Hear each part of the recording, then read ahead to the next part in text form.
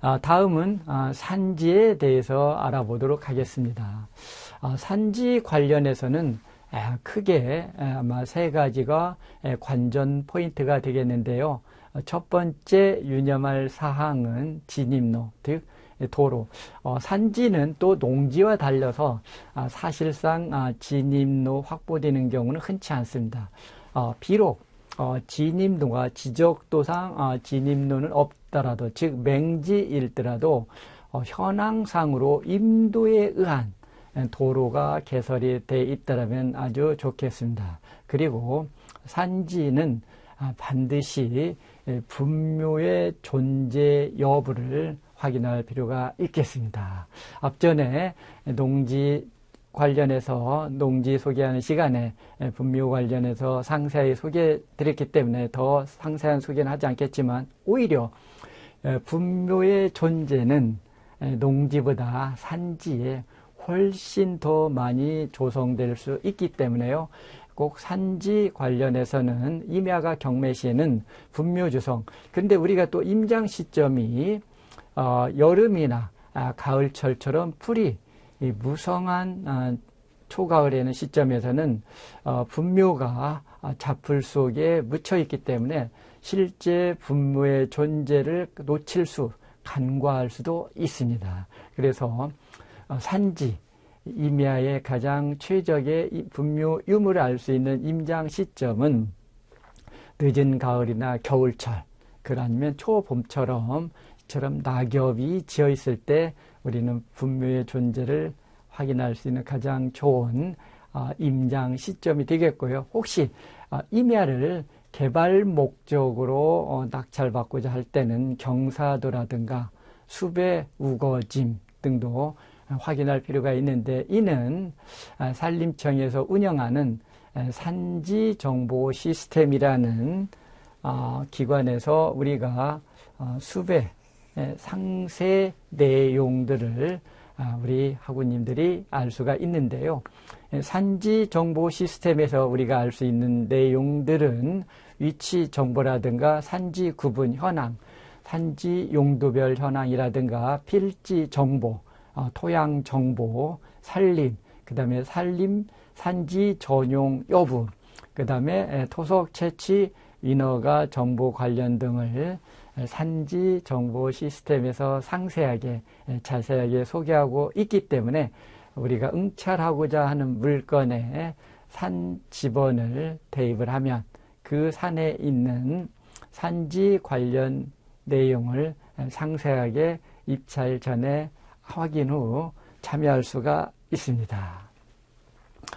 사례 물건 몇 개 보겠습니다. 다음 물건은 경기도 가평군 청평면에 있는 모텔 경매 물건인데, 실제 모텔의 본 부지의 부숙 토지가 오히려 더 솔깃한 물건이 되겠는데, 현재는 방치되고 있는 이 땅에 우리가 바로 이 인근 지역이 많은 관광객들이 방문하는 뿌띠프랑스라는 거죠. 즉 도로를 공유하고 있고, 그리고 뿌띠프랑스를 방문하는 대형 차량들이 경사도 때문에 뿌띠프랑스의 주차장에 주차할 수 없고 바로 경매 대상 물건 토지 앞에 주차를 한다는 점을 착안을 해서 향후에 이 물건은 이처럼 주차하는 차량이라든가 방문객들, 관광객들을 상대로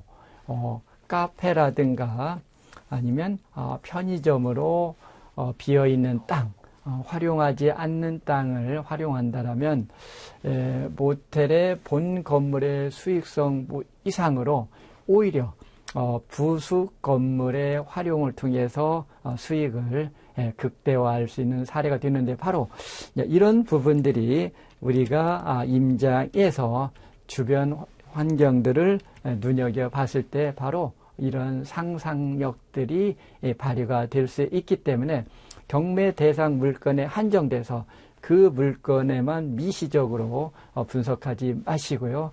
주변에 있는 땅의 최유효 이용 가능성 여부 등도 더불어 조사하고 분석하신다면 우리가 가외의 소득을 누릴 수도 있겠습니다.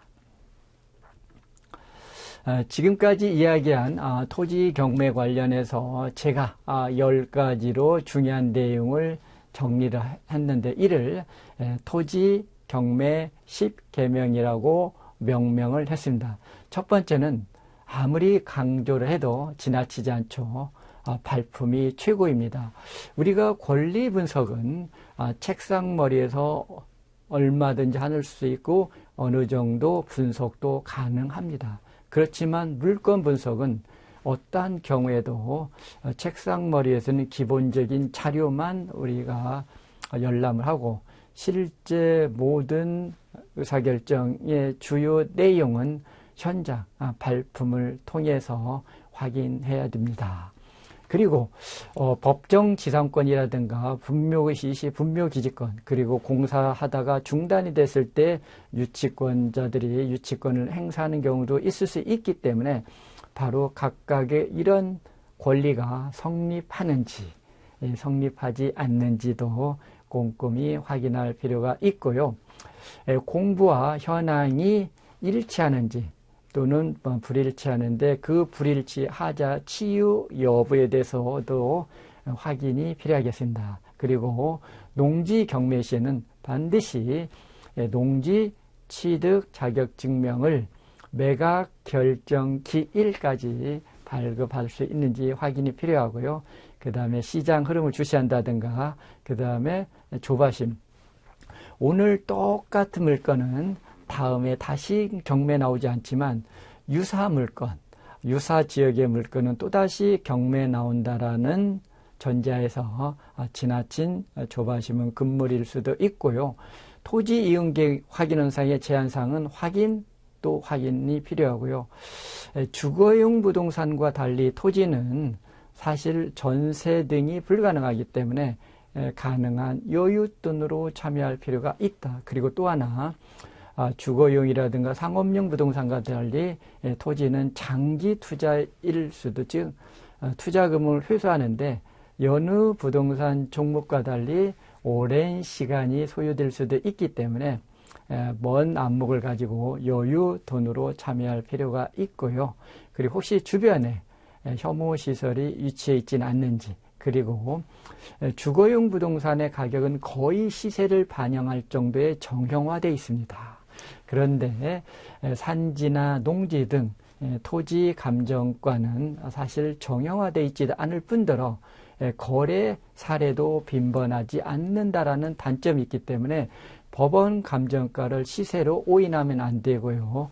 법원 감정가는 참고 가격이고 실제 내가 응찰하고자 할 때는 미래의 개발 정보라든가 미래의 가격 변동을 반영한다든지 아니면 향후 단기간 내에는 이 지역의 개발 가능성이 없다라고 하면 이 법원 감정가를 보수적으로 접근할 필요가 있겠습니다. 다음은 종목별 분석 중 공장 경매 물건에 대해 소개하도록 하겠습니다. 공장은 일반적으로 모든 사람이 선호하는 물건은 아니죠.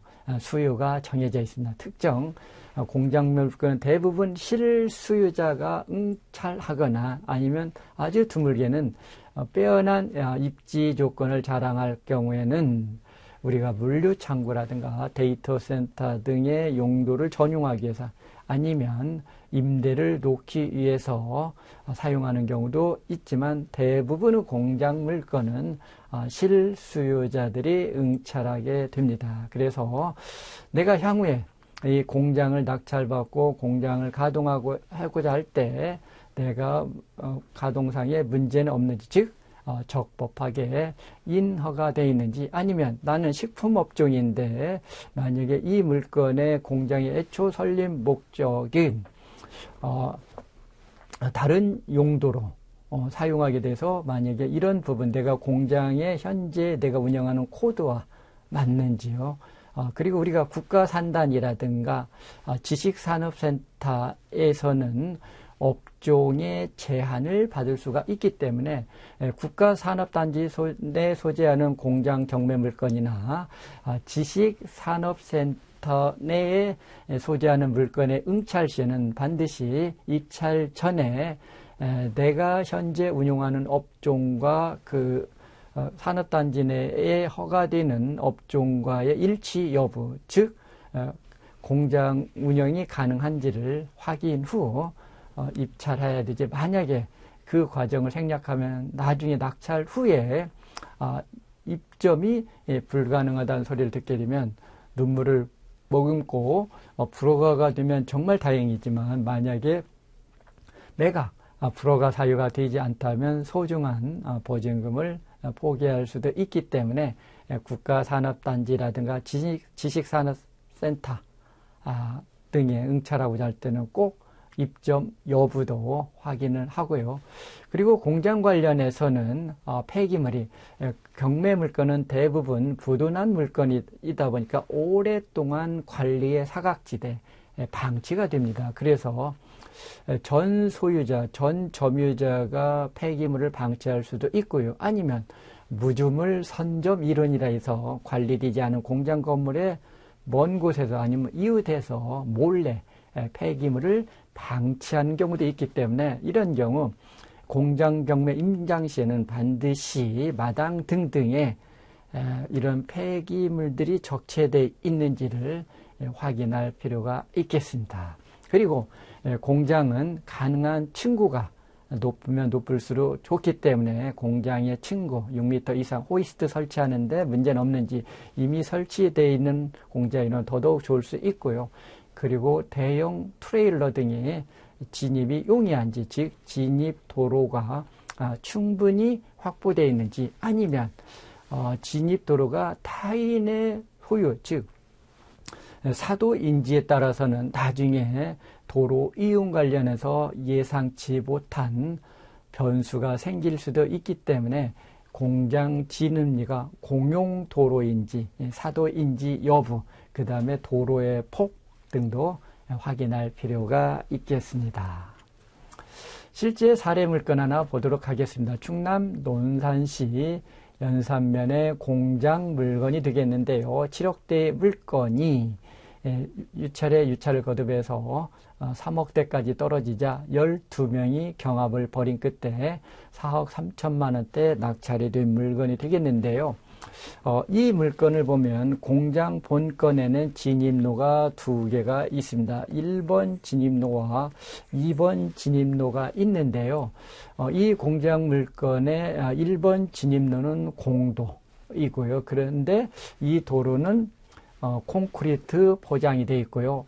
2번 진입로는 아스콘으로 되어 있습니다. 그리고 포장한 지도 얼마 안 되고, 그리고 도로 폭도 2번이 훨씬 더 넓게 되고요. 그리고 공장을 가장 본 건물에 가장 지름길로 접근할 수가 있는 게 2번 도로인데, 문제는 이 2번 도로는 사도라는 겁니다. 그렇기 때문에 우리가 응찰하고자 할 때는 이처럼 지방에 조성된 공장에서는 도로 부분이 공용 도로인지 아니면 개인이 소유하고 있는지에 따라서 향후에 재산권 행사 시에 소정의 사용료를 부담을 하거나, 아니면 사용료 부담이 불편하면 아예 도로 부분을 매입할 수도 있기 때문에, 이런 경우에는 공장 물건, 매각 물건 명세상의 진입 도로가 지분 관계로 포함이 되어 있는지, 지분으로 포함이 되어 있으면 가장 좋겠죠.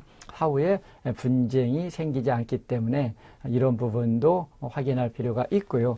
그리고 3번으로 표기한 부분은 경계 부분이, 사실 지적도상은 직선형으로 표기되어 있지만 현황상으로는 부정형 땅이기 되기 때문에 향후에 낙찰 후에 인접 토지와 경계 측량을 명료히 할 필요도 있다. 바로 우리가 이런 부분들이 임장 시에 체크 포인트가 되겠습니다. 다음은 공장 경매 물건의 그림처럼 폐기물들이 산더미처럼 쌓여 있는 물건일 경우 과연 이 폐기물의 처리 주체는 누가 지냐? 원칙적으로는 오염원 발생원인 폐기물을 배출한 사람이 원상복구를 해야 되는데 문제는 경매시 그분들이 경제 능력을 상실하고 부도가 됐을 때 그분들은 법적으로는 원상복구의 의무가 있지만 실질적으로는 원상복구를 할 수 없는 경우가 문제가 될 수 있습니다. 그래서 우리가 경매 물건 중에 공장이나 아예 종별이 그림에서 보듯이 쓰레기 처리 시설이 경매에 나오는 경우에는 적지 않은 양의 이처럼 폐기물들이 방치되어 있는데요. 지금 그림에서 보이고 있는 폐기물, 폐플라스틱을 처리 시에는 최소 낙찰가 외에 3, 4억 이상의 추가 비용이 발생할 수가 있기 때문에 적정 예정가, 낙찰가를 산정 시에는 반드시 추가 비용도 감안해서 고려해서 응찰하셔야 되고요. 이처럼 폐기물 적재있을 때 폐기물관리법 17조에는 경매를 통해서 낙찰 시 낙찰자가 사업장 폐기물에 관련된 권리와 의무를 승계할 수도 있고요. 행정대지법에서는 행정기관이 먼저 자기의 비용으로 이처럼 쓰레기를 모두 다 정리했을 때 그 비용 관련해서 경매를 통해서 소유권을 취득한 사람에게 청구할 수도 있기 때문에 이런 경우에는 반드시 지자체 담당자와 행정대집행 비용의 추가 발생 여부도 확인할 필요가 있겠습니다. 다음 물건은 유치권 관련인데요. 주요수 경매 물건에 이처럼 유치권이 행사하고 있는 경우인데요. 과연 주유수에 유치권이 성립할 수 있느냐는 별건이지만 이처럼 우리는 유치권을 신고하고 있으면 아무래도 움츠러들 수밖에 없고 우리는 우리는 응찰 시 적극성보다는 몸을 사릴 수밖에 없는데 이런 경우에는 반드시 유치권자를 면담을 하거나 인터뷰를 통해서 어느 부분에 유치권을 주장하고 있는지 보고 최종적으로 이런 유치권은 성립하지 않을 것 같다. 결련성이 없고 점유 요건의 하자도 있고 아니면 유치권이 성립할 것 같으면 얼마 정도 낙찰가 외에 부담을 해야 되겠다라고 하면 그 부분만큼 반영을 해서 예정가를 보수적으로 산정할 필요가 있겠습니다. 다음 물건은 일반 경매 물건 아니고요. 일반 매매 물건인데 재건축하다 보니까는 토양에 땅 속에 이처럼 유물들이 묻혀 있을 때는 사실 공사가 올스톱이 되겠죠. 그래서 유물 발굴이 끝나야 공사 재개 여부가 결정이 되는데 가장 이런 부분은 곤혹스럽기 때문에 서울 사대문 안이라든가 북촌 지역에 혹시 한옥이 경매에 나올 경우 또는 경주라든가 부여 등등의 이런 지역의 경매 물건은 현재 상태로 이용하는 데는 어려움이 없지만 만약에 신축 시에는 바로 그 땅 속에 유물이 묻혀있을 수도 있기 때문에 그런 부분도 감안을 하셔야 되겠습니다. 만약에 예상치 못한 돌발 사항이 생길 때는 우리는 낙찰 이후에는 매각 불허가 신청 그리고 매각이 허가가 되면은 매각 허가에 대한 항고 취소 항고를 할 수 있고요. 그 다음에 이미 매각도 확정이 됐다. 그러면 대금 납부 전에는 취소 신청을 할 수 있고 대금을 납부하고 배당기일 전이라면 매매 계약을 해지하고 대금 반환을 요구할 수도 있고요. 배당기일 이후에는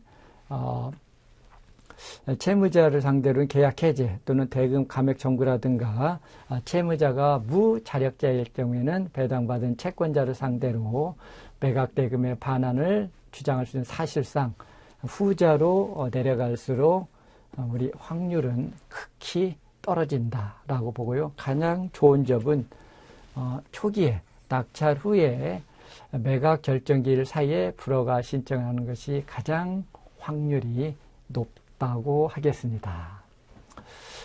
매각 불허가는 이처럼 사유가 있어야 됩니다. 이해관계인의 이의가 정당하거나 직권으로 법원에서 불허가 사유가 있거나 과잉 매각이라든가 아니면은 집행정지 결정이 제출된 경우이거나 아니면 부동산의 현저한 훼손 또는 권리관계에 중대한 변동이 있는 경우에는 매각 불허가 사유가 되겠습니다. 다음은 제2부 수익성 분석 방법에 대해서 알아보도록 하겠습니다.